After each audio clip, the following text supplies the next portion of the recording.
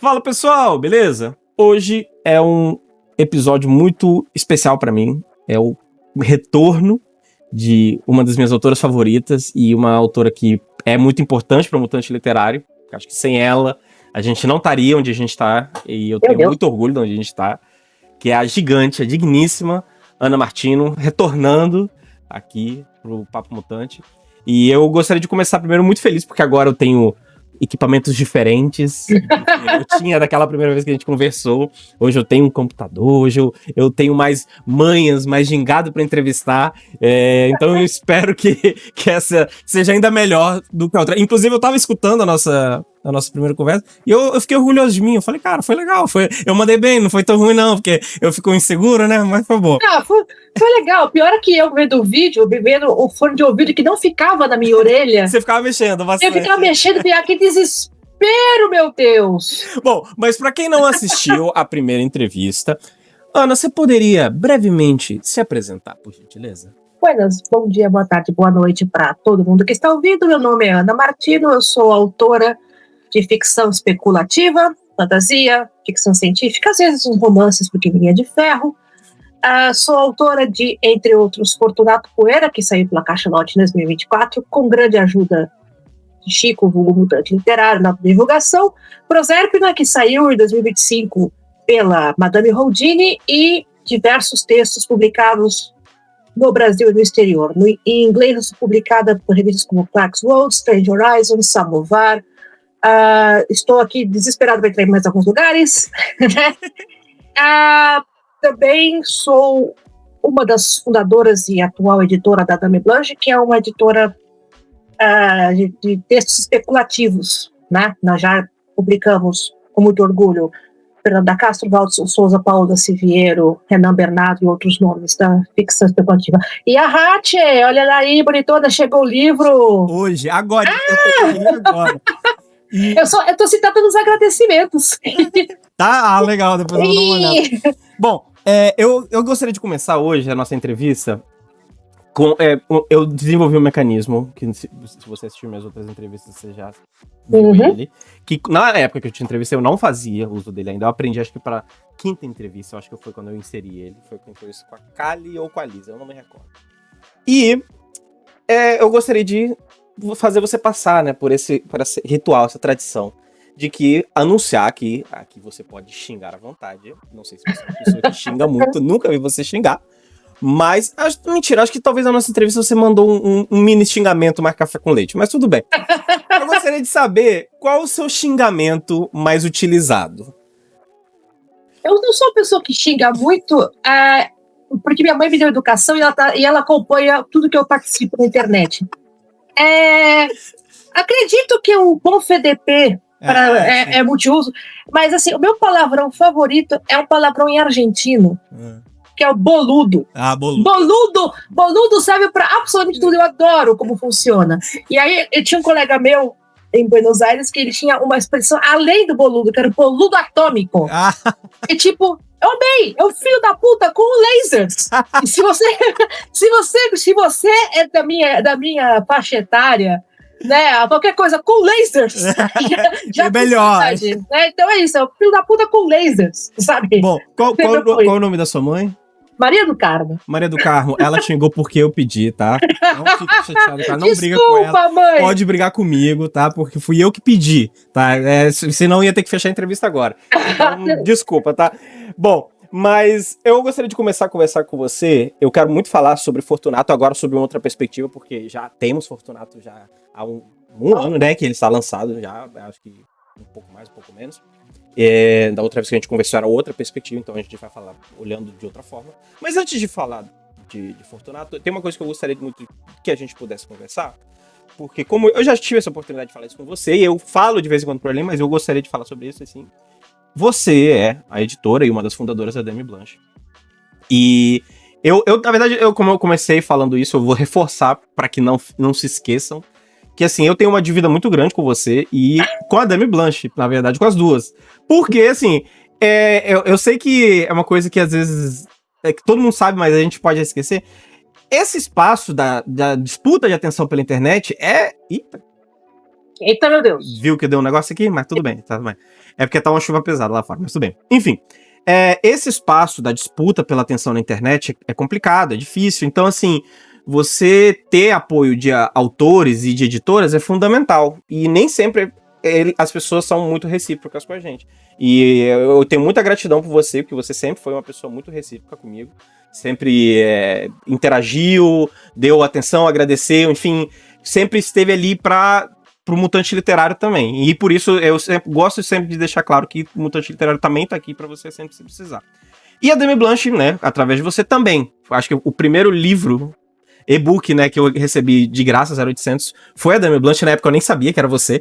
Eu mantenho identidade secreta, bem separada. Pois é, eu não sabia que foi o Flumen, né, que você me encaminhou. Eu comprei o Oceanic, eu falei do Oceanic, e você entrou em contato comigo e falou, olha, ele tem uma continuação, você me encaminhou, fiquei muito feliz na época.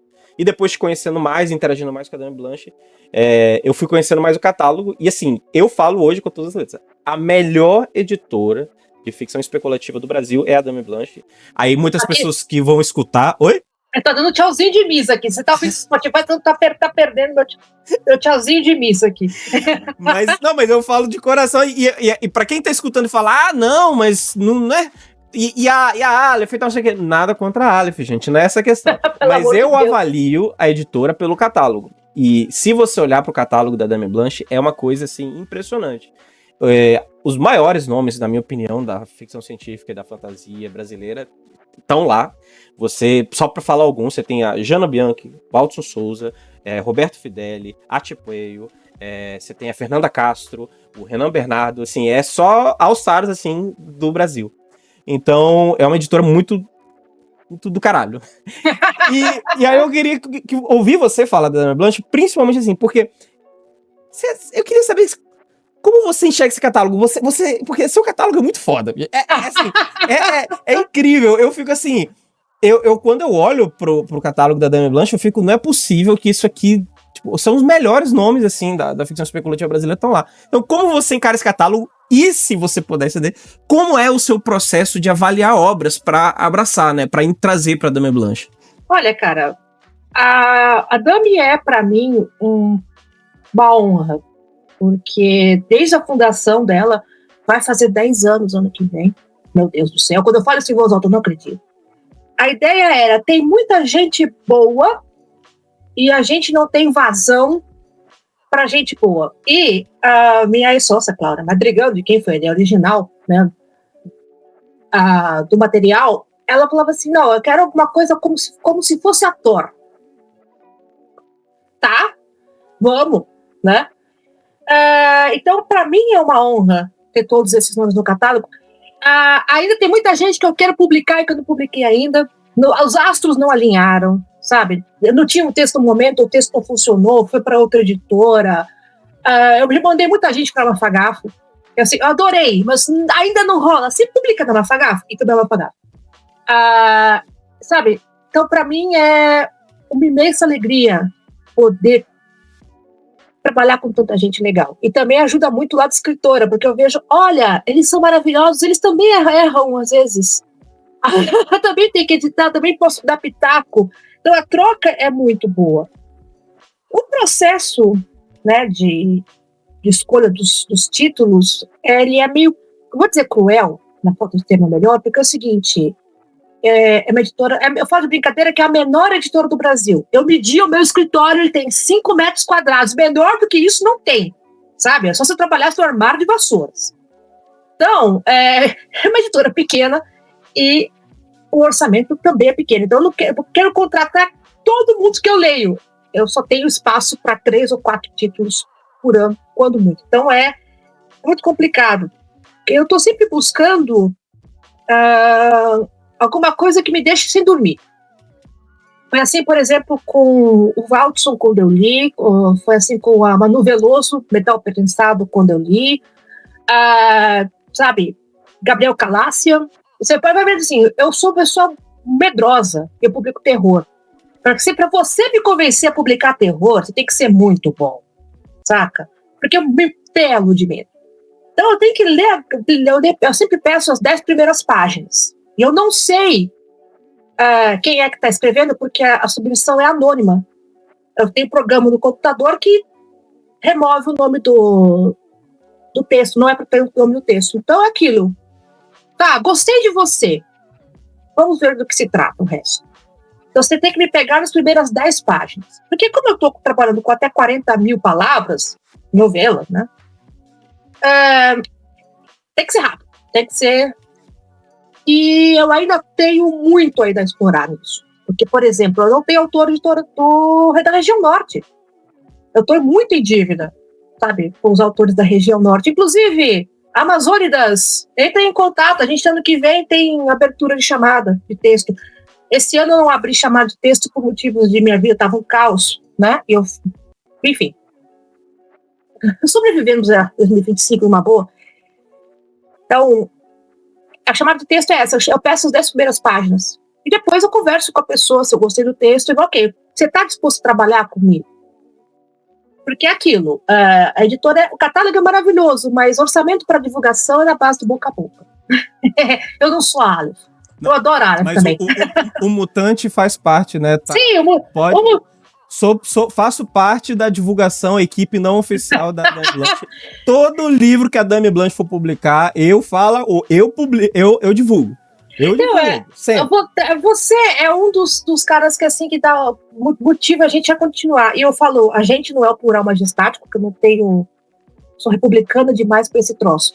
Mas a pessoa que trabalha comigo, né, que tá revisando, porque eu não sou capaz de revisar meus próprios textos que dirão dos outros. Então, preparação, geralmente é só o Coelho quem monta, é a André Caniato que faz a montagem de e-book, É todo um processo. Então, para mim, é uma grande alegria e uma grande dor de cabeça, porque às vezes a última chamada eu tive 85 textos.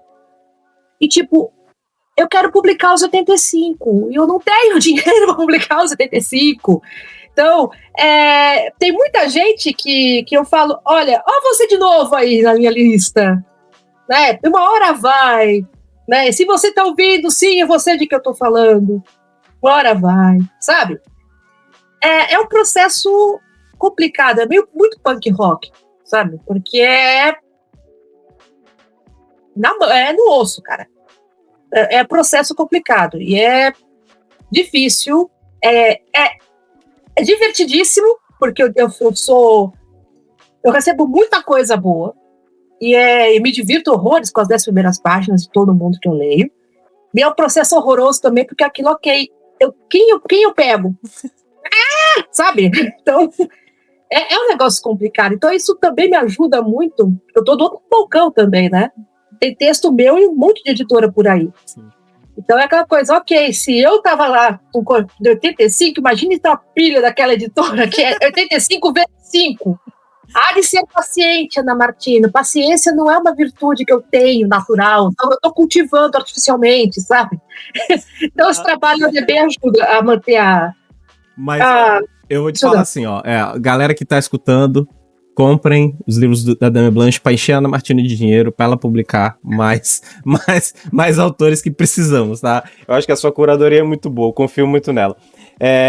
Mas, bom, eu só queria passar por isso, porque eu gosto muito da Dame Blanche, mas eu hoje queria muito falar com você sobre Fortunato Poeta. Eu sou muito fã do seu livro, eu te falei isso já, e eu já era fã do seu trabalho. O Antônio do Outro Continente foi uma das leituras mais maravilhosas que eu tive há 2 anos atrás. Você 2 anos consecutivos, tá na minha lista de melhores leituras, com o Antônio do Outro Continente e com o Fortunato Poeira, que compartilha o universo.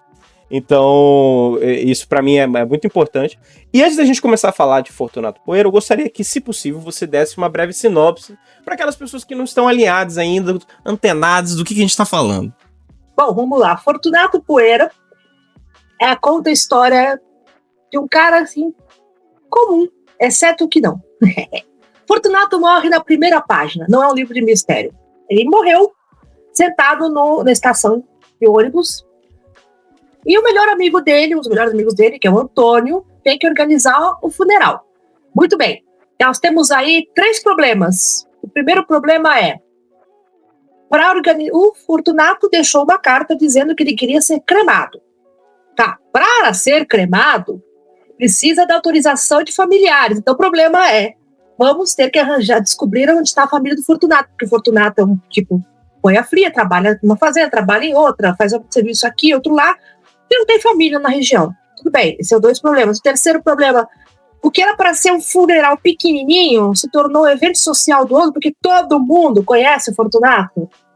E aí a coisa vai enchendo, vai enchendo, vai enchendo. E aí acharam a família do Fortunato. E aí que começam todos os problemas. E tem um detalhezinho que esqueci de contar, isso se passa numa estação espacial, numa lua agrícola, porque no futuro não vai ser possível produzir toda a nossa alimentação na Terra, então a gente exportou as plantações para o espaço, e teremos os brasileiros no espaço, teremos uma colônia brasileira no espaço, que é Berta Lutz, que é o cenário desta aventura que saiu pela editora Cachalote. Eu falo brincadeira que assim, é telenovela no espaço sideral. Com certeza. Eu acho que é a melhor descrição e bom, eu queria retomar uma conversa que a gente teve na nossa primeira entrevista e expandir, né? Eu comentei isso com você e eu admiro muito a forma como você utiliza a ficção científica, a fantasia, né? O que é incrível, né? O que é imaginação para falar de coisas do nosso cotidiano, do sentimento que temos em comum. Como você não fala, por exemplo, de uma guerra intergaláctica ou de jornada do herói, dessas coisas assim, e sim você fala do cotidiano nas suas obras. Né? E você utiliza as naves espaciais, as colônias agrícolas espaciais, para falar de luto, de família, de coisas incomuns do nosso cotidiano. Mas, expandindo sobre isso, porque essa pergunta eu já te fiz uma vez, eu fiquei curioso se, da sua perspectiva, porque como são temas sensíveis para todos nós, você com certeza já esteve de luto, já teve problemas familiares, já teve, desilusões, frustrações, já se decepcionou com pessoas, e essas são coisas que estão dentro dessa obra do Fortunato Poeira. Abordar esses temas de uma perspectiva da ficção científica torna eles mais fáceis ou mais difíceis de serem abordados? Ok, vamos desmontar a pergunta. Por que seria mais fácil? Porque a gente afasta, do nosso cotidiano e consegue analisar na distância, como se fosse com microscópio, é uma coisa segura, que é como vejo muito, por exemplo, a obra da Ursula K. Le Guin, que ela também tem essa coisa das ciências humanas aplicadas à ficção. Olha aí, meu livro favorito dela, de todos. Esse é o meu, mora no meu coração, não paga aluguel. Ao mesmo tempo, é mais difícil, porque a ficção científica, especificamente, tem uma série de arcabouços, que o leitor que gosta do gênero espera encontrar quando ele for ler. É que nem o romance. Se não tiver o final feliz no final do livro, não é um romance. Você vendeu o livro para o público errado. Então, o meu trabalho com o Fortunato foi, ok, como é que eu vou lidar com esse tema dentro desse arcabouço? Calhou que, para mim, e sim, o tema de luto foi extremamente importante para a criação do livro, é trabalhar todas essas ideias dentro desse campo que eu não precisaria dar satisfação para ninguém. Se não cabe, se eu não extrapolei, se eu fiz ou se eu não fiz, é uma ficção científica, eu não posso sair para, Então, eu falo de brincadeira que o Fortunato é minha maneira de fazer terapia, só que num espaço contido, Então, para mim foi mais fácil, porque, ok, eu estou lidando com esse processo todo de longe, num ambiente controlado. Ok, a colônia espacial agrícola Berta Lutz é um cenário que eu não posso dizer que, de repente, tem cavalo voando. Tá, ok, esse cenário é bem fixo. Dentro disso, o que eu consigo fazer? Bom, o resultado é esse livro, Então, você vê que é meio... Não é assim, não é uma resposta Não, com certeza. Não, imagina, até porque eu acho que só falar desses temas já é difícil. E quando você salpica eles com o tempero da ficção científica e da fantasia, isso deve trazer reações distintas, né? E isso para mim foi muito importante no Fortunato em particular, porque eu acho que você faz algo de uma forma muito eficiente, que é falar... Esses temas são muito claros na obra, mas você em momento nenhum negligencia, né, a ficção científica, né? A gente está falando de uma colônia espacial, afinal de contas, e os elementos que tornam ela uma colônia espacial, ela única, né, constantemente você lembra a gente deles. Então, assim, eu fico triste em uma página e na outra eu sou lembrado do cara que tá no espaço. Então, isso é uma coisa muito importante de ser feita. E uma outra coisa que eu acho que você faz muito bem e que eu gostaria que você elaborasse também sobre isso é, assim, eu vou ter que falar pra você. Eu acho que Antônio é um dos personagens mais maravilhosos que eu já li. Não só porque tem o pré, né, Antônio. Gente, ó, só um disclaimer: ninguém precisa ler Antônio de Outro Continente pra ler Fortunato Poeira. Mas leiam Antônio de Outro Continente também. Porque eu acho que isso dá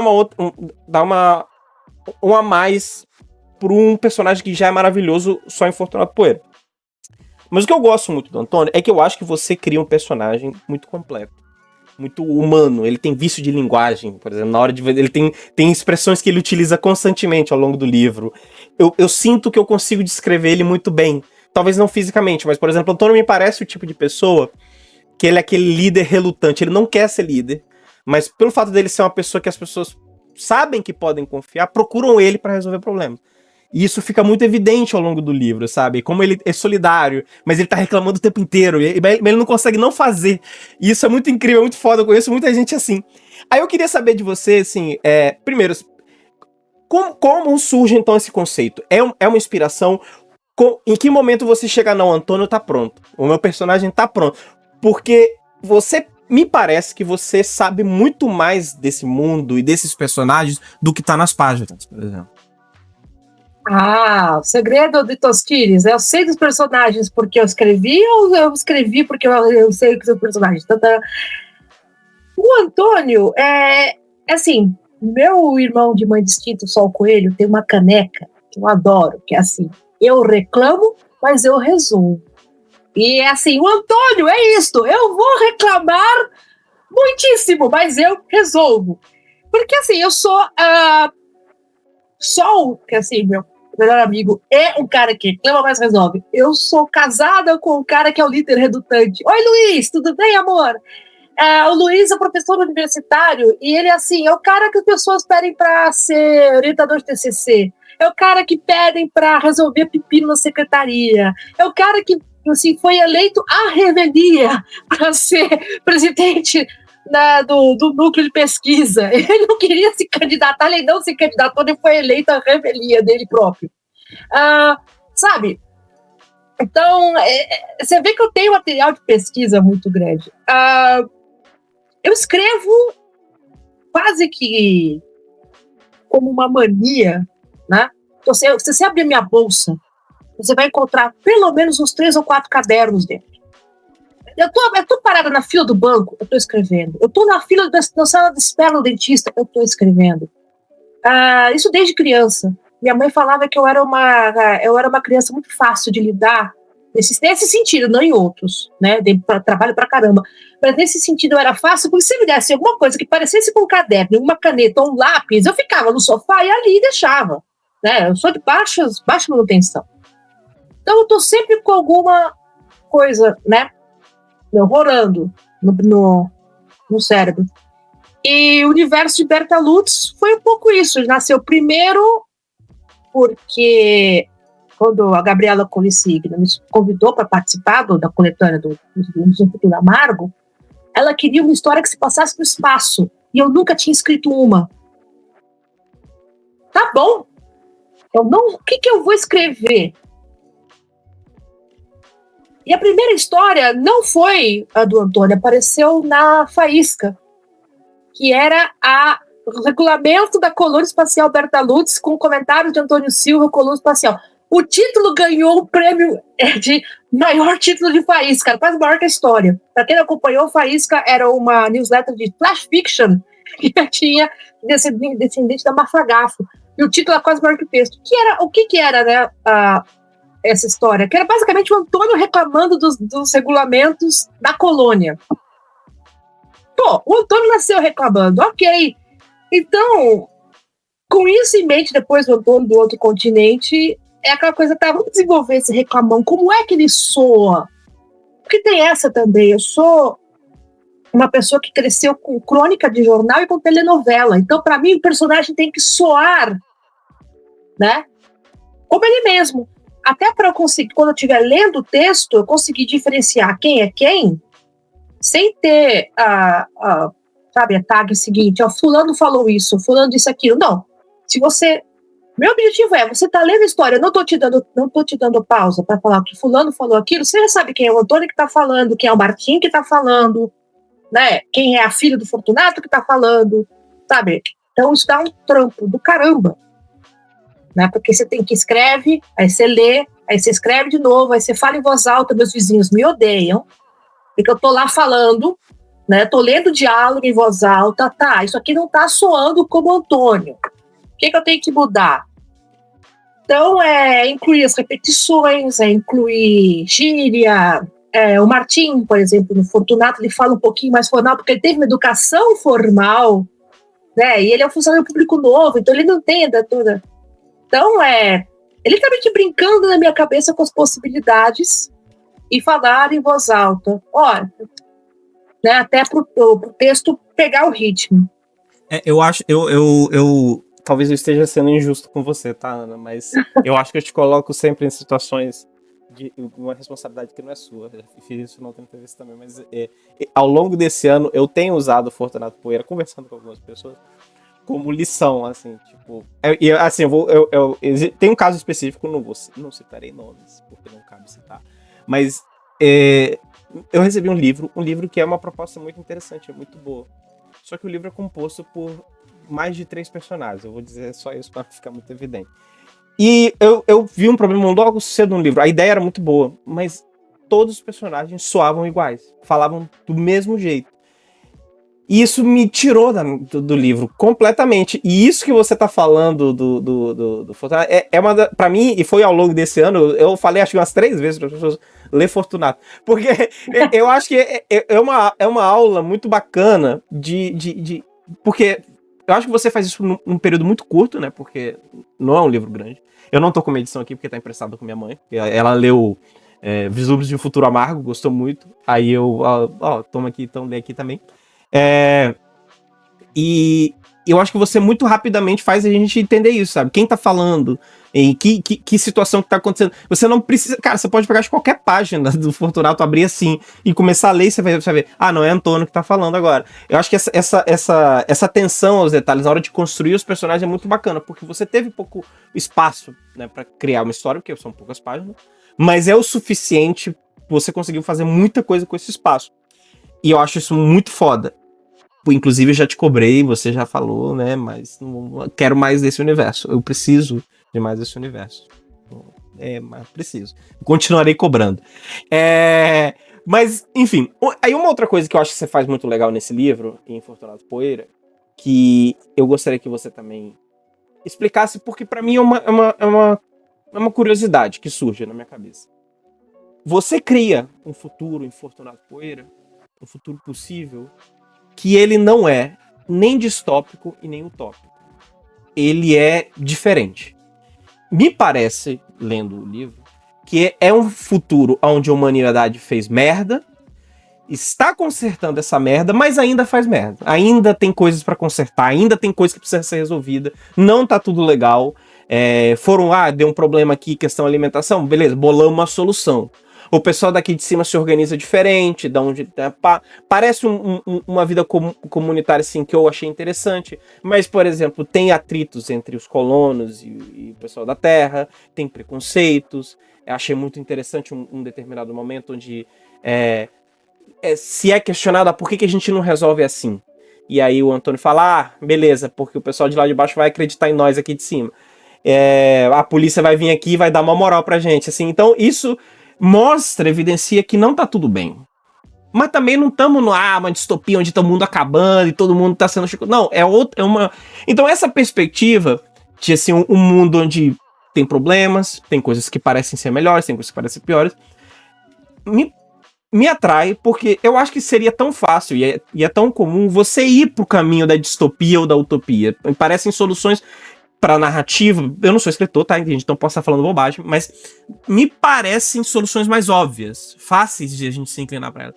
Aí eu queria que você me explicasse, e pra quem não tá ouvindo, da onde surge essa visão de futuro e por que não distopias e utopias? Bom, vamos lá. Eu vou citar 3 influências, né, dessa ideia do Fortunato não ser nem distópico nem utópico. A primeira delas é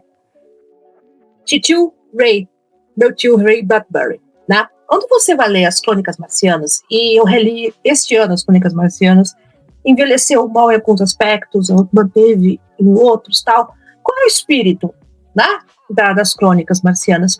São histórias que poderiam acontecer na Terra, mas elas não estão acontecendo na Terra, estão acontecendo em Marte. E em Marte já tinha gente morando, né? Quando chegou a nave dos norte-americanos, e o Bradbury é muito interessante nesse sentido, de reforçar que é uma invasão, que é uma exploração, e que eles não estão lá em paz, em nome da humanidade, né? E tentar focar nisso, ok. Se existe, como é? Isso é um ponto. O outro ponto é, a minha formação acadêmica, eu tenho mestrado em Relações Internacionais. Não cheguei a trabalhar 100% com o meu mestrado, infelizmente, mas eu tenho essa formação. E dentro das relações internacionais, você tem um estudo, né, de como é formado um país e como são as relações dentro deste país com a sua própria história. Eu tive 6 meses de aula sobre o mundo árabe. E assim, quando você pensa no mundo árabe, qual é a primeira coisa que vem à cabeça? Né? Ele é muito mais rico, muito mais complicado. É que nem falar a história da África. Tá, qual parte da África nós estamos falando? A África é um continente imenso. A ideia os anglo-parlantes falam do MENA, Middle East, né? Eastern Africa. Não, Middle East, Northern Africa, desculpa. No Oriente Médio e Norte da África, tem milhões de coisas lá dentro. Então, tá. Como é que eles têm essa relação entre os vizinhos, a relação entre eles? Coisas que eles corrigem e que depois descorrigem, caiu um chá, subiu o outro, mudou tudo. Para mim sempre foi uma coisa muito fascinante, né? Ok, eu sou muito fã do e se tivesse acontecido tal coisa? Tá, e se o cara tivesse errado o tiro e o Franz Ferdinand não tivesse morrido? Como teria acontecido a Primeira Guerra? A Primeira Guerra teria acontecido? Eu sou desse tipo de gente. E são 2 coisas. A terceira, eu sou fã de Star Trek, né? Star Trek resolveu a questão do capitalismo. Tá, existe comida para todos, existe alimento para todos, existe alimento, existe dinheiro, não temos que preocupar com isso, tá? E, no entanto, lá estamos nós com os Klingons, os Romulanos e os Borgs e o caramba 4. Não é porque resolveu uma parte que todo drama familiar, todo drama, né, acabou, né? Então, existe a ideia do final feliz, o problema é que o dia seguinte é o final feliz, né? A vida continua. É a mesma coisa que eu li uma vez de uma pessoa falando a respeito do luto. Eu não vou lembrar agora quem foi. Se alguém estiver ouvindo o programa e saber quem foi a citação, me avisa. Que assim, o pior momento não é o dia do enterro, porque pelo menos tem uma coisa para fazer. É a semana seguinte. Então, a ideia do Fortunato, esse universo nem distópico nem utópico, ok. O pior já aconteceu, a gente corrigiu, mas ainda tem coisa. E demais também, porque distopias me deprimem. Eu sei que é objetivo. Eu sei que é objetivo. Mas eu não gosto, não. Mas, tipo, eu moro em São Paulo, capital, século XXI. Eu sobrevivi a 200 milhões de coisas e a uma pandemia. Eu não preciso de mais nada distópico, muito obrigada, certo? já tive ao vivo, eu não quero ter repetir a experiência, sabe? Então, vamos escrever outra coisa? Vamos ver se, como com o material de divulgação do Fortunato na campanha de pré-venda, a gente pode escrever uma outra história. Então, ok, como vai ser? Não sei, vou descobrir. Vamos botar aqui e ver o que o público acha. É mais ou menos isso. Não, eu concordo com você. Eu, particularmente, nem sou muito chegado em distopias. Mas, continuando nessa questão de fugir de escolhas que, pelo menos para o leitor, parecem óbvias, eu acho que você faz algo também similar com o próprio Fortunato. Eu te mandei recentemente, eu escrevi um texto, eu achei muito bonito. Me tocou muito essa questão de como o Fortunato, e todos nós, na verdade, somos pessoas muito complexas e completas, né? E como alguém que tem o potencial de ser muito querido por um grupo de pessoas pode ter sido a fonte de trauma de um outro grupo de pessoas, sabe? Como um ótimo pai pode ter sido um marido horroroso, como o melhor amigo pode ser, sei lá, um filho ingrato, muita coisa, a gente não é uma coisa só. E eu acho que o livro, a obra, trabalha muito bem isso com a figura do Fortunato.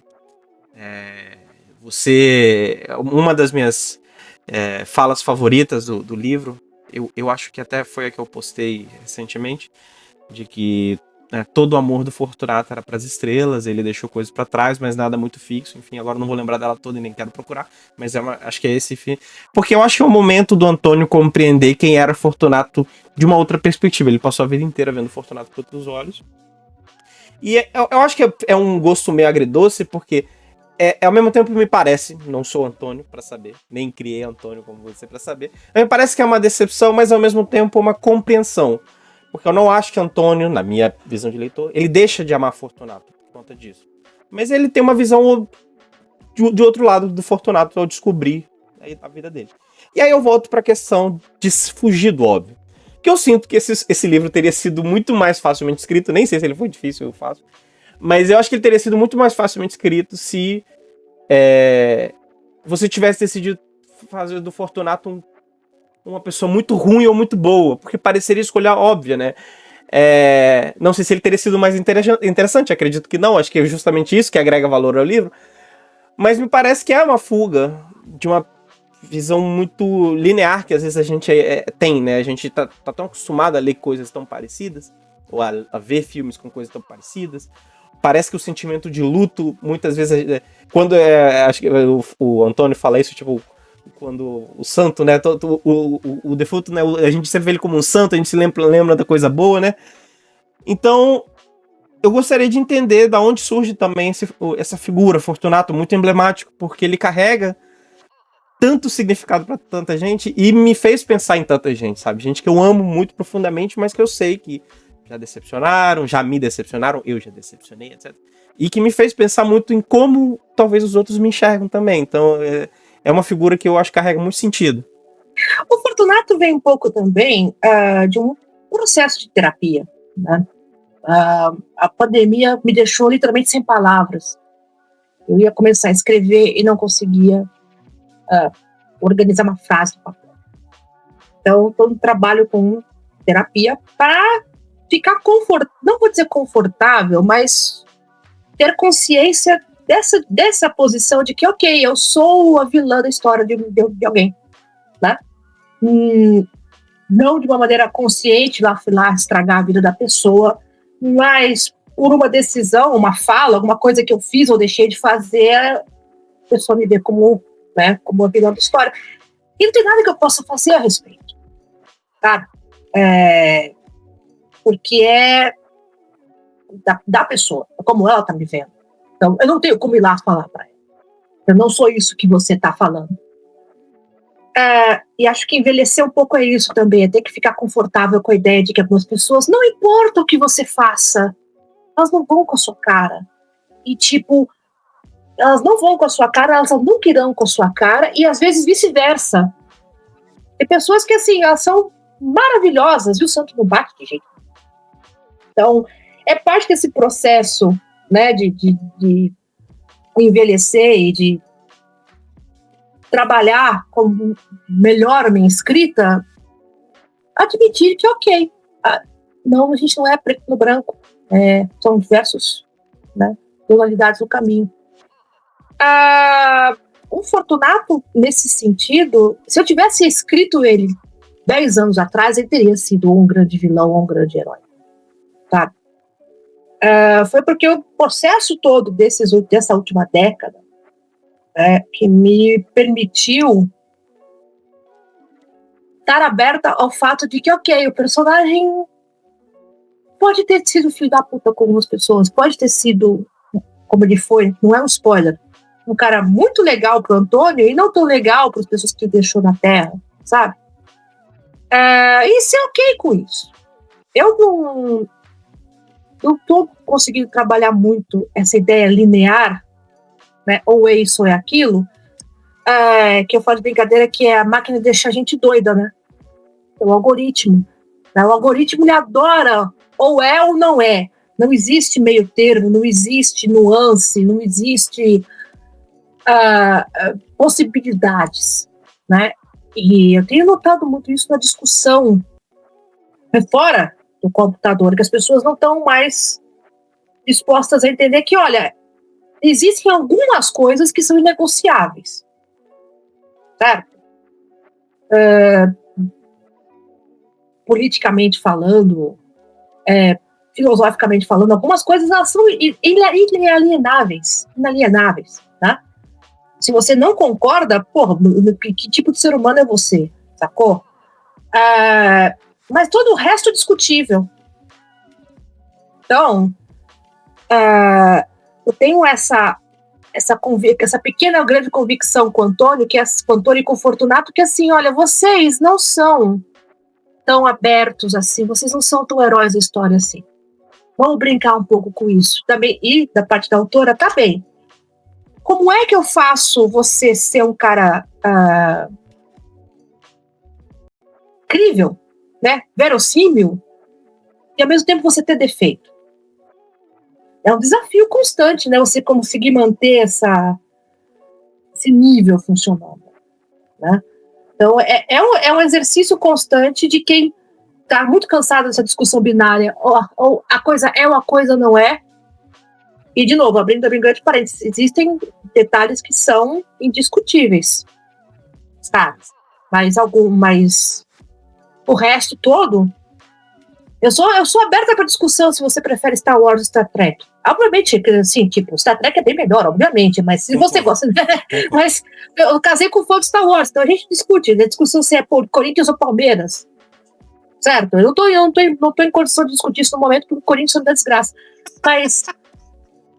né, você entendeu? O direito de opinião é eu acreditar se foi pênalti pro Flamengo na final da Libertadores ou não foi. Posso discutir até cansar. Agora, chamar o torcedor do Flamengo de botar termos racistas no cara, só porque eu não gostei que o cara marcou o pênalti, aí já, né? Entendeu? Sim. Então, a gente tem essa questão. Para mim é um desafio. E, tipo, 10 anos atrás eu teria feito, com certeza, o Fortunato um cara 100% legal. Então, do autor ter que evoluir o próprio material, evoluir a própria cabeça para poder evoluir o próprio texto. Eu não sei como é que eu vou estar esperando daqui a 10 anos, mas eu vejo no Fortunato essa pequena evolução do meu trabalho, nesse sentido, de ok, nem todo mundo é legal 100% do tempo. Bom, eu concordo plenamente, e eu acho que o Fortunato, ele de fato é um personagem extremamente interessante, inclusive por um personagem que tá morto, né? Então, eu acho que essa parte... Pra um cara que já tá, que começa o livro morto na primeira página, até que a gente tá bem, né? Pois é, não, muita coisa pra ser discutida em referente ao defunto. O Fortunato Poeira, a obra, né, não o personagem neste caso, eu fiquei surpreso com essa informação quando ela saiu para todo mundo. Está sendo publicado agora internacional, né, fora do Brasil. Aí eu gostaria que você falasse, se eu não me engano, eu tô com medo de errar, mas acredito que eu não vou errar, que é no Irã, né? Eu gostaria de saber como foi o processo de levar o Fortunato justamente para o Irã, porque não seria a ligação óbvia que a gente faria, tipo, publicar para o Irã. Embora o Irã é um polo cultural muito, muito grande, né? Tem um cinema muito bem construído, muito bem desenvolvido, né? Mas como foi chegar até lá e como tá sendo pra você a questão de você... Imagina, eu não sei agora qual idioma o Irã fala, mas eu acho que todas as línguas meio que daquela região meio árabe, meio persa, etc, tudo mais, meio turco, meio assim, eu acho elas muito bonitas, sonoramente falando, e a escrita também eu acho ela bacana. Eu queria saber como é que foi todo esse processo e como vai ser encarar, se você já tem, né, uma pala de como tá sendo feita a produção e tudo mais. Bom, vamos lá. Primeiro, Farsi. O idioma que se fala no Irã é Farsi. A coisa aconteceu da seguinte maneira: eu sou uma autora agenciada, né, sou parte do plantel da agência MAG, e a minha agente, a Gabriela Colissigno, ela foi a uma feira de agentes internacionais em Istambul no começo deste ano. E nessas feiras o que acontece? As editoras de várias partes do mundo conversam com você para ver se você tem alguma coisa no catálogo interessante, né, que converse com o público local deles. O Fortunato foi traduzido para o inglês, né, pela Tati Guedes, justamente para essa busca internacional, porque como já tenho publicações em inglês, já apareci em listas de melhores do ano, em algumas revistas gringas, então eu já tenho assim, algo no qual me apresentar. E foi muito engraçado, porque eu estava voltando da casa dos meus pais, né, no interior de São Paulo, e a minha agente me liga. Eu pensando, quem foi que morreu? Da domingo de tarde, tipo 5:30 da tarde, eu acabei de estacionar o carro na garagem, você me liga, pelo amor de Deus. Quem liga hoje em dia? Hoje é só mensagem no WhatsApp, gente. Aí eu acabei telefone para ela, então, eu vendi o Fortunato para o Irã. E eu assim... Eu sentei, eu lembro até hoje, meu marido dá risada, que assim, ficou branca. Eu sentei de todos os lugares do mundo. Como é que raios que o Fortunato fez sentido para um editor iraniano? Mas, enfim, sim, a Borges Books achou interessantíssima a ideia, né? E vai traduzir do português para Farsi. Eles estavam com material em inglês, mas eles vão traduzir direto do português. Eu ainda não sei como vai ficar, porque estamos ainda no início desse trabalho. Eles estão muito abertos à literatura brasileira e literatura brasileira de gênero. Então, a ideia de, uma ficção científica brasileira. E eu fiquei assim, cara, me fala, é muito estúpido, né? Uma pessoa que trabalha com palavras ficar sem palavras, mas o que me aconteceu? Eu olhava para a tela do telefone e falava assim, isso aqui é Gabriela, 1º de abril já foi, faz tempo. Você tá brincando comigo. E enquanto eu tô falando com você, aconteceu uma coisa tão engraçada quanto que a minha editora, Cachalote, né, a editora do Fortunato, ela tá na Feira do Livro em Guadalajara, no México, representando, né, o Fortunato e o catálogo da Aboio / Cachalote para o público latino-americano e estadunidense. E eles postaram uma foto do stand deles na feira e tá lá o Fortunato bonitinho. Então, do público mexicano, os agentes internacionais estão vendo o Fortunato lá, sabe? Ele tá na mesa em outros idiomas. Assim, vai dar certo? Eu não sei. Mas se você for parar para pensar que nesta mesma época, ano passado, eu estava numa campanha louca de pré-venda, que se estendeu até 22 de dezembro. Eu cheguei no Natal na casa da minha mãe, eu estava assim, parecendo uma barata destruída, de tanto que eu tive que correr para vender esse negócio, né? E que 2 anos antes, nessa mesma época, eu não tinha nem livro, nem texto, tinha sido recusada pelo edital, pelo qual o Fortunato originalmente tinha sido escrito. E agora, ano que vem, se der certo, eu vou estar... Minha história vai estar num idioma que eu não falo, eu não tenho parentes no Irã, eu não tenho, né, assim, não existe referência geográfica para mim. Eu vou estar na Terra, eu vou estar lá, no Oriente Médio. sabe, é de explodir a cabeça, sabe? Eu vou te falar assim que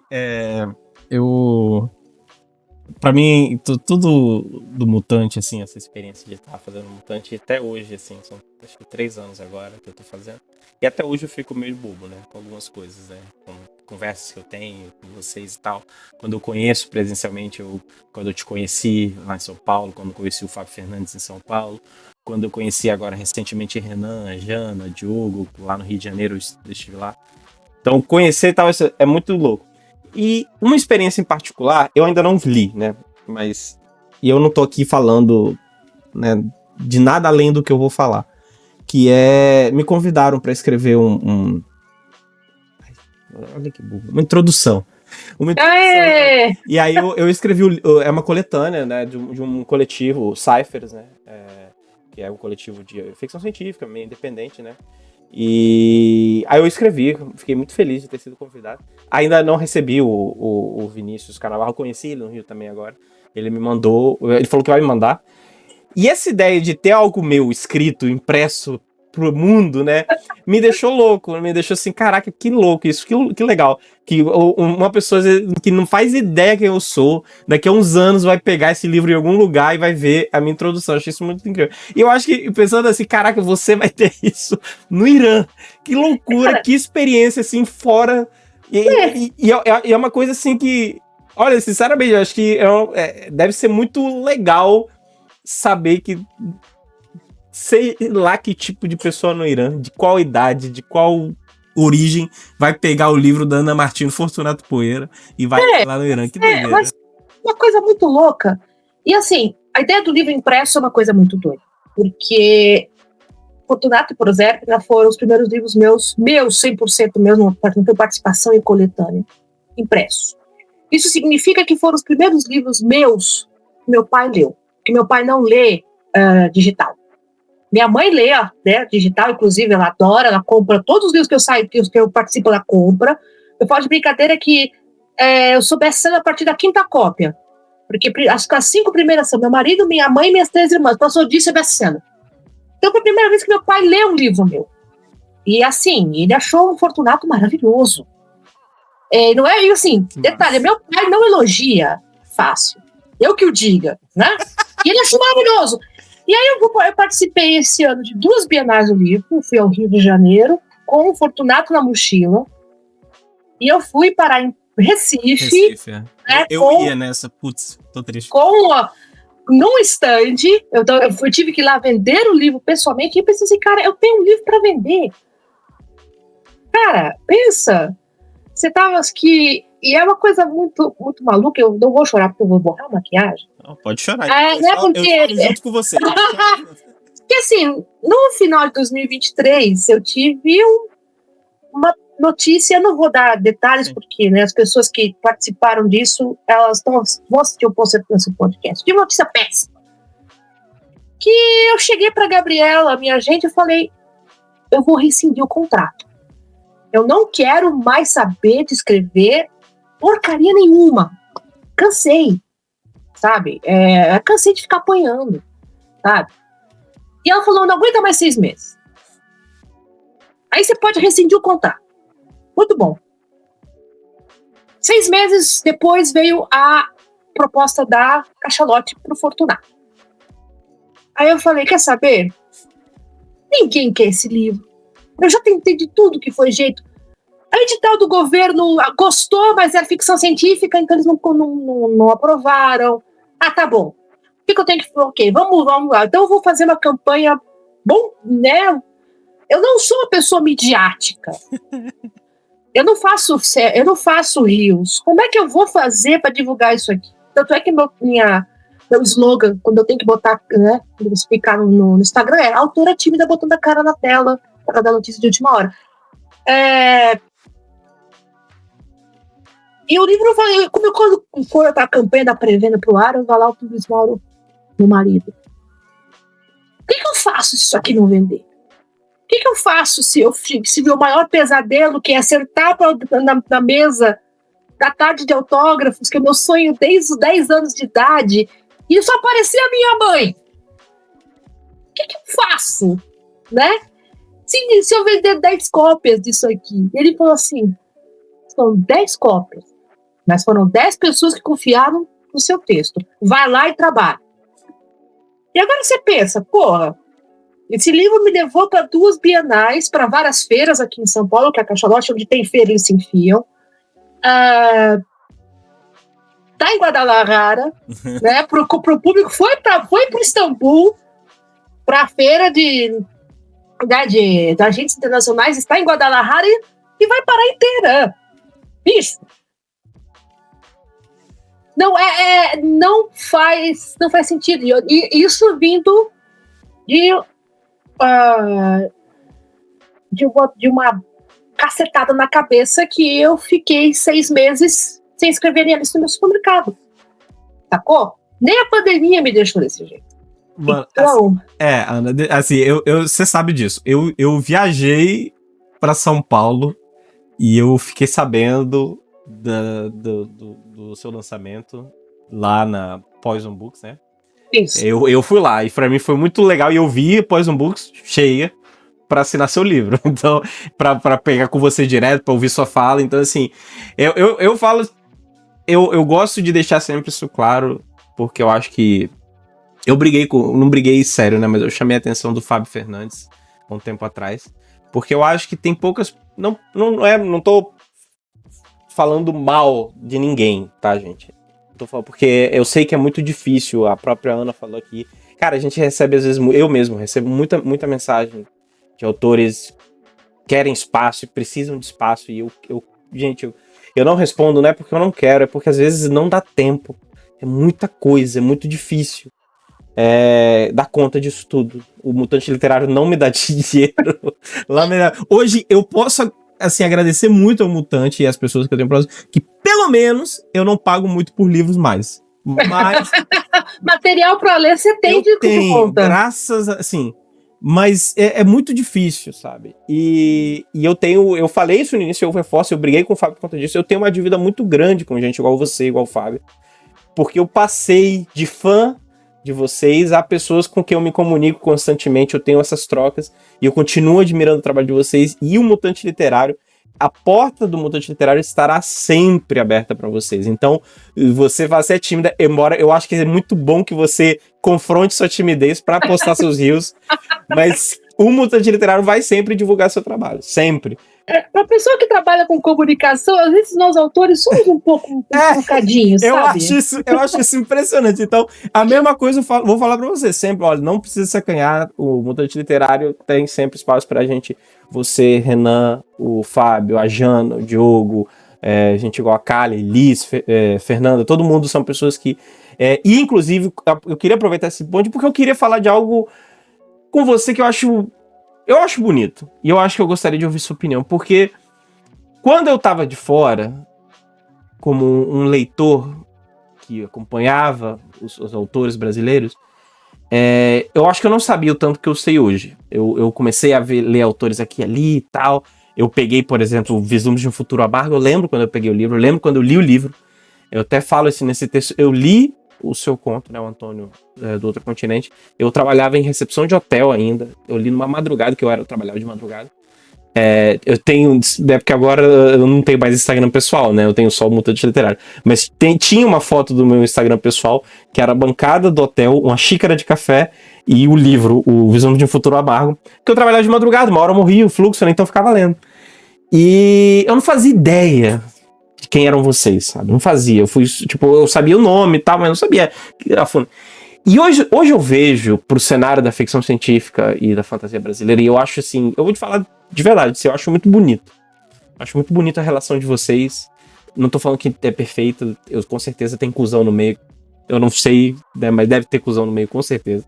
Mas, por exemplo, a relação sua com as meninas, com a Liz, com a Fernanda, com a Jana, sabe, essa geração que surge, e não tô falando de uma geração de idade, mas uma geração de produção, eu acho uma geração muito bonita. Eu acho que o Brasil tá produzindo essas coisas impressionantes.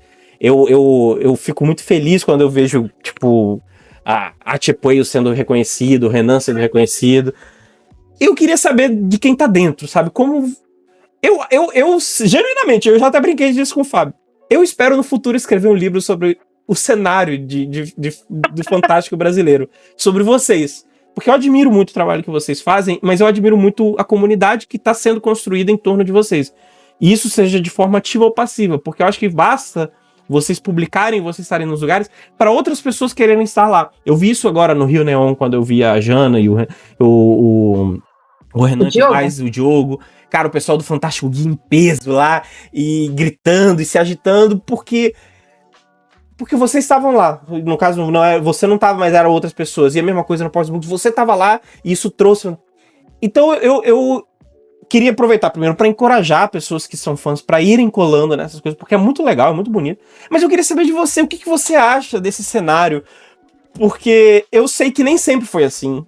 E eu não tô falando que é mar de rosas, não estou falando que não tem seus problemas e que não tem conflitos, que tem. Eu sei de alguns, mas não sei de todos. Mas eu acho legal essa onda que tá surgindo agora. Já tem uns anos, na verdade. E como você enxerga ela, como você se enxerga nela. Porque eu acho que você é hoje, pensando mais em como você passou por um momento difícil, mas como, por exemplo, eu acho que eu não tô viajando quando falo que Fortunato Poeira provavelmente foi um dos livros que eu mais vi rodando esse último ano aqui nas redes sociais. Eu vi gente de tudo que é canto falando de Fortunato. Então como você enxerga isso e o seu lugar dentro desse cenário do Fantástico Nacional? Cara, eu não vou dizer que quando eu cheguei aqui 10 anos atrás era tudo mato, porque não era, sabe?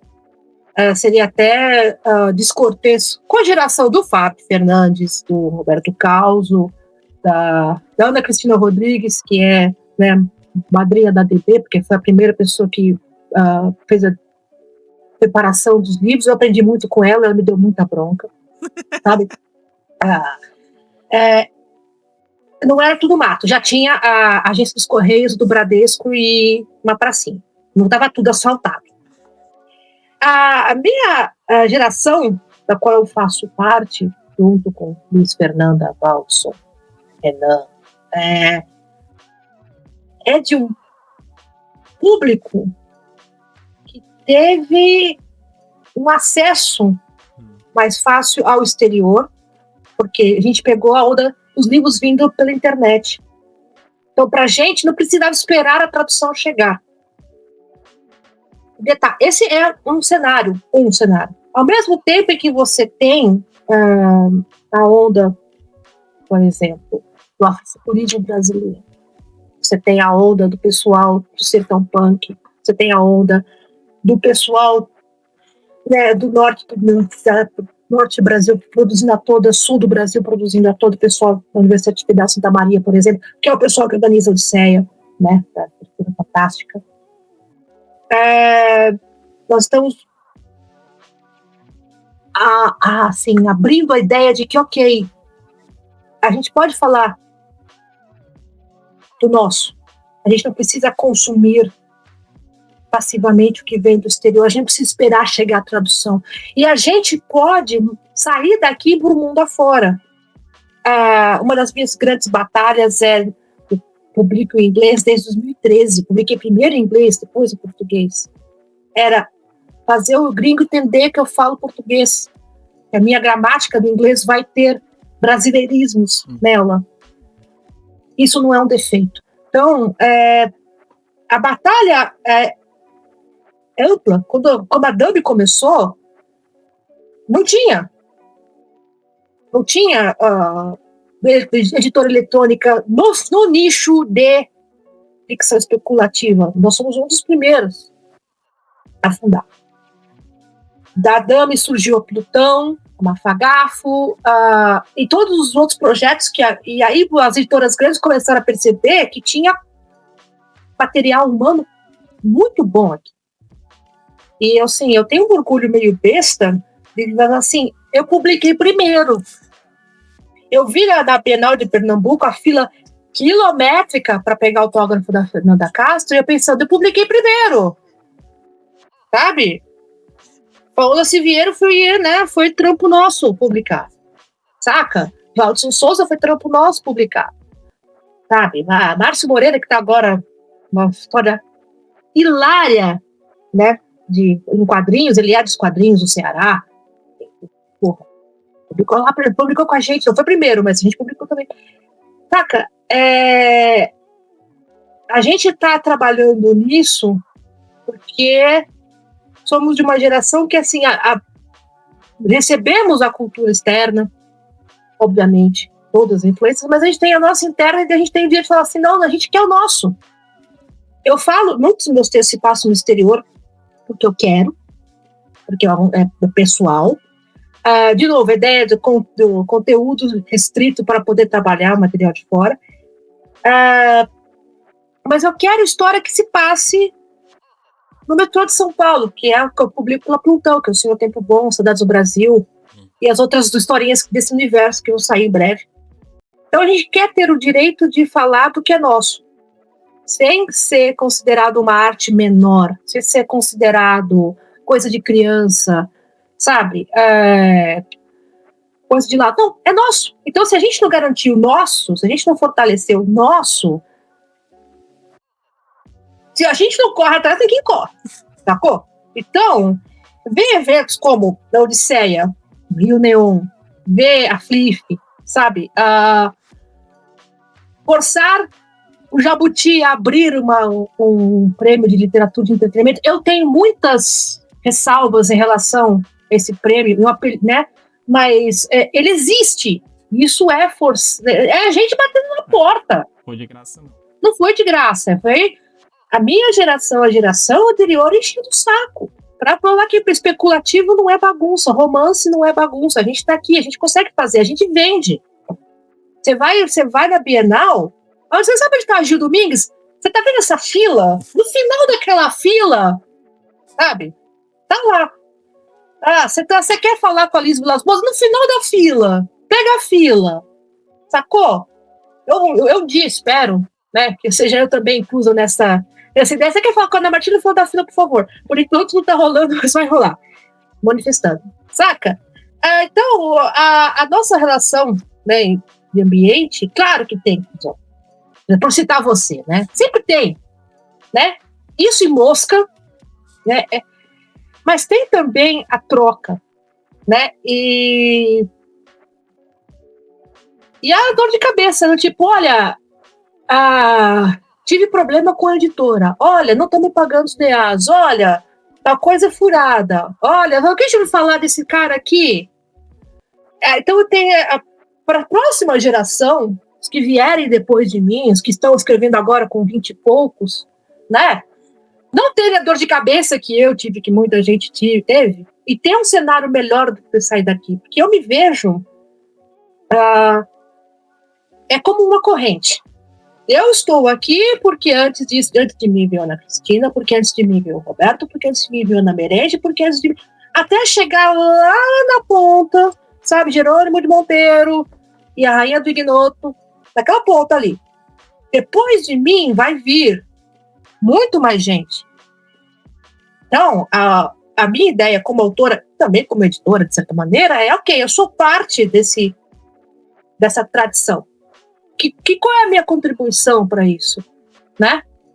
Já que meu tempo no mundo é curto, o tempo de todos nós é curto, né? Eu falei isso na primeira vez que a gente se conversou, que a desgraça da vida é que ela é finita, então tá, eu tô aqui. Então, se eu posso, eu tenho, né, um minúsculo poder que seja, vou ampliando, né? Eu trabalhei muito tempo com restaurantes. Trabalhei com tradução de cardápio, com receptivo. Nossa, é um troço muito louco, a minha outra vida, né? E tem um crítico gastronômico, Luiz Américo Camargo, que escreveu para o Estadão, que ele falava assim: eu não faço crítica negativa. Se você vai aparecer na minha coluna, é porque eu gostei de você. Porque o mundo já tem gente chata demais. Por que eu vou gastar meu tempo e meu espaço no jornal para falar mal? Então eu adorava ele. Ele era assim, é muito difícil de agradar. Quando eu entrava no restaurante da agência RP que eu trabalhava, quando eu entrava no coluna dele, eu falava assim, ufa. Sabe? Eu peguei essa filosofia dele. Cara, o mundo já tem chato demais. Se eu puder ampliar coisas legais, eu amplio. E também tem aquela coisa, né? Nós somos nós somos poucos, relativamente falando, mas nós fazemos bastante barulho. Faz Tipo, não. Tipicamente brasileiro, né? Somos pouquinhos, mas fazemos um barulho do danado. Vocês vão ter que ouvir, de um Vai. jeito ou de outro. E eu vou ajudar. Eu quero dar voz a isso aí. Ana, antes da gente se direcionar pro final da entrevista, eu vou fazer uma pergunta também, seguindo um pouco essa linha pessoal, mas uma curiosidade assim, mais da sua vida. Você é casado com o Luiz Mauro, né, que também ele também tem livros publicados, né? Sim. E vocês têm um filho, que eu conheci ele é bem alto. Eu fiquei surpreso com a idade dele, porque ele é muito alto, acho que ele é do seu tamanho, assim. O apelido dele quando ele era criança era Tampinha, atualmente é só Tampa. Porque ele já me passou, inclusive. Então, ele é alto. Eu queria saber, assim, mais de você, da sua pegada. Esse menino vai ser escritor porque ele é filho de ele é filho de dois nerds. E ele tá sendo um nerd, porque eu lembro dele com casaco jeans e com uns pins de Doctor Who, uns negócios bordados de Doctor Who nele e de Star Trek. E dois pais que escrevem. Esse menino vai escrever também? Olha, ele já escreve contos, pro horror da mãe dele, ele escreve coisas de terror às vezes, e eu olho e falo assim, meu Deus, não devia ter deixado você assistir Stranger Things, né? Assim, ele vai ver isso, Lucas, eu te amo, mas a mamãe se assusta às vezes, e é normal, eu acho, né? Mas eu não ponho nele expectativas ou pressão. Legal. Certo? Assim, eu sou aberta à possibilidade, porque é aquilo. Ele cresceu num ambiente extremamente nerd, os padrinhos dele são, né, pessoas extremamente nerdolas, assim. Ele cresceu indo na Bienal com o Luiz, né, porque o Luiz que dava autógrafos, agora sou eu, então ele carrega junto, vai na livraria, lê as coisas, tem, né, a sua estantezinha com os seus livros. E ele gosta de escrever, mas é aquela coisa. Se esse é seu caminho, meu chapa, eu vou ficar feliz. Se você virar para mim aos 17 e falar, mãe, eu quero fazer faculdade de engenharia civil, tá bom? Sabe? Quero ser padeiro, tá bom? É sua vida, é o seu destino. Meu trampo enquanto mãe né, ainda, apesar de ele ser um galalau de 1,70 m e muitos, garantir que ele tenha acesso aos universos diferentes. Especialmente agora que eu falei, a história do algoritmo, que deixa tudo igualzinho, eu acho que é sempre muito importante você cultivar a ideia da criatividade, cultivar a ideia de que existem universos diferentes, universos fora da sua realidade, do seu mundo inicial. Então a ficção científica e a fantasia ajudam muito nisso. Agora, o destino dele é dele. Eu falo assim, eu que dependesse da minha mãe, eu seria professora de inglês. Desculpa, mãe, não deu certo. Meus pais, finalmente, né, eles entenderam qual é o meu trampo. Porque enquanto eu publicava só livro eletrônico, não fazia muito sentido, né? Aí eles foram na livraria, na tarde de autógrafos do Fortunato, e aí eles entenderam. Então, caiu a ficha. Então, eu tô nessa ponta, sabe? Ok, eu tô olhando pra ele e falando, ok, eu não sei como é que vai ser. Eu não sei como vai ser o futuro. Mas eu tô te preparando como eu consigo. Eu tô te dando arma. Daí pra frente é com você. Você quer escrever como hobby? Massa. Quer levar isso a sério? Então, vamos passar aqui uns exercícios. Sabe aquele livrinho amarelo da Ursula K. Le Guin que você fala, Seiva? Dá uma lidinha nisso aqui, você quer levar a sério, você vai levar a sério. Mas eu não tô no projeto não, viu? É tipo, o destino dele é dele. Tá certo. Legal, gosto dessa ideia. Bom, para não segurar mais, que a gente já está há mais de uma hora conversando, Ana, eu queria te agradecer imensamente por ter aceitado participar aqui. Gostaria de reforçar, que eu já falei 2 vezes agora, pela terceira, o Mutante Literário está sempre aberto para você e para Dame Blanche. Você sabe, e eu falo isso, eu sou muito seu fã. E estou tendo ainda o privilégio de te conhecer mais e te admirar não só como autora, mas como pessoa também. Então, muito obrigado por ter aceitado participar. E para finalizar, se você puder passar uma mensagem para as pessoas que estão escutando, que gostam do seu trabalho e que ainda não conhecem o seu trabalho, mas que com certeza hoje, terminando aqui, vão correr atrás. Gente, vocês me encontram, as minhas redes sociais estão todas no meu agregador, que é anamartino.com. Ana é com 2 L's, o Martino é só com 1. Lá tá toda a minha lista de livros publicados, tá também as minhas redes sociais. Eu sou mais ativo atualmente no Instagram e no Threads, né? Não frequento mais o Twitter, por motivos de... Bem, vocês viram como tá o Twitter? Então vocês me acham mais fácil no Instagram, @AnaFagundesMartino, mas o agregador é anamartino.com. Ana com 2 N's, Martino só com 1. Fortunato Poeira vocês encontram na sua livraria de sua preferência, física ou eletrônica. Se não tiver na sua livraria do seu bairro, pede para o livreiro que ele encomenda com a cachalote.